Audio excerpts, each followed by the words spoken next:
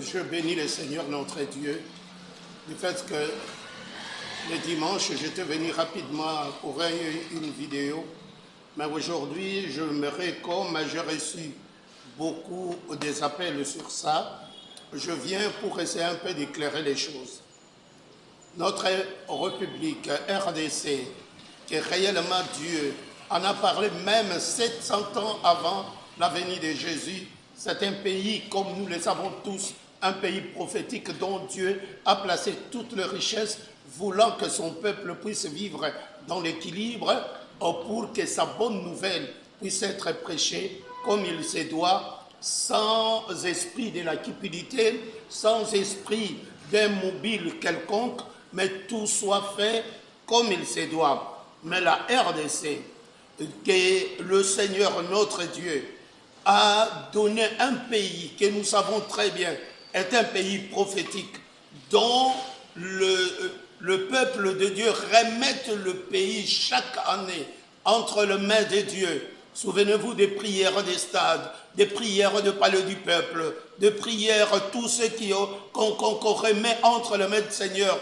Un pays rempli de richesses, mais dont la population croupit dans une pauvreté sans nombre. Selon même les statistiques mondiales de FMI, la RDC vit dans le ciel au-dessus de $1 pour chaque population, dont la famine bat son plein. Mais alors que c'est un pays qui est remis entre les mains de Dieu, nous nous posons la question, est-ce réellement c'est entre les mains du Seigneur que la RDC est remise? Le serviteur, vous devez revenir d'abord en vous-même. Il faut regarder autour de soi. C'est comme si vous ne regardez pas. Vous savez le pourquoi? Parce que les alliances avec le diable priment dans ces pays, que ce soit du côté politique, que ce soit du côté religieux. Vous vous êtes fait des alliances avec les ténèbres et la mort bat son plein. Cette grande division qui règne dans le pays, ne savez-vous pas qu'il faut que les gens se retrouvent ensemble et qu'ils se parlent en se regardant droit aux yeux pour que l'hypocrisie soit mise à l'écart et que les intérêts égoïstes des gens soient mis à l'écart pour que les gens trouvent réellement la solution et le bien-être de la population. Je prie le Seigneur réellement dans le nom de Jésus que nous puissions comprendre ces choses et que nous puissions réellement saisir les choses très bien. Quand nous regardons les choses tout autour de nous, comment cela se passe? Ce qui conduisent le peuple sont sans cœur. Alors que plusieurs meurent, chacun s'occupe de ses propres intérêts égoïstes et refuse de regarder autour de soi. Si vous ne regardez pas autour de soi, comment est-ce que vous pouvez conduire un peuple? Pourquoi? Bon, les autres diront, on ne sait pas.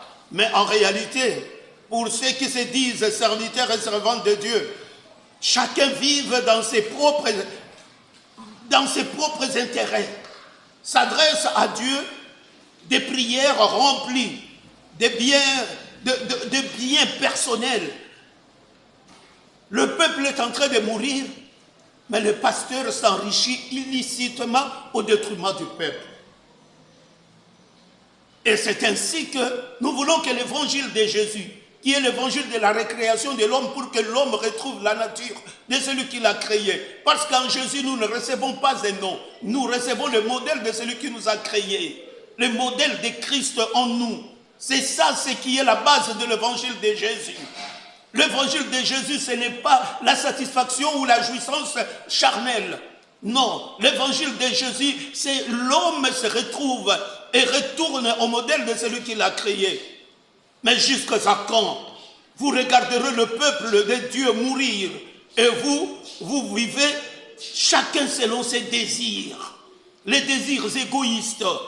Jusqu'à quand, politiciens et hommes de Dieu aveugles, vous ferez passer vos plaisirs personnels et égoïstes avant la parole et le commandement de Dieu pour remettre le peuple élu, le peuple de Dieu.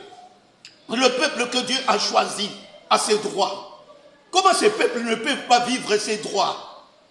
Comment le partage doit toujours être, il y a des pauvres et il y a des riches, il n'y a même pas de classe moyenne. Comment est-ce que le peuple peut se retrouver? C'est là, ça fait très mal au cœur. Alors nous posons la question, jusqu'à quand vous préférerez la gloire des hommes que celle de Dieu, ou la présence des hommes avant celle de Dieu, malgré la vie éternelle, malgré la vie éternelle, malgré cette vie éternelle que Dieu nous a donnée en Christ, et le pays rempli des richesses que Dieu nous a données par son amour.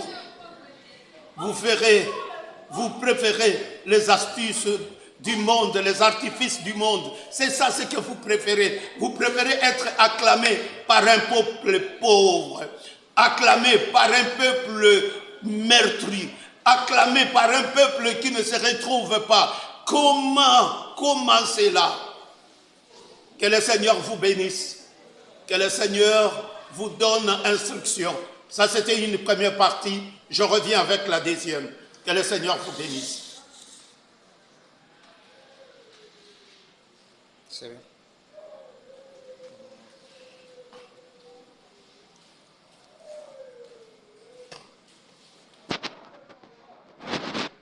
C'est le sacritain. C'est quoi dès que aussi là?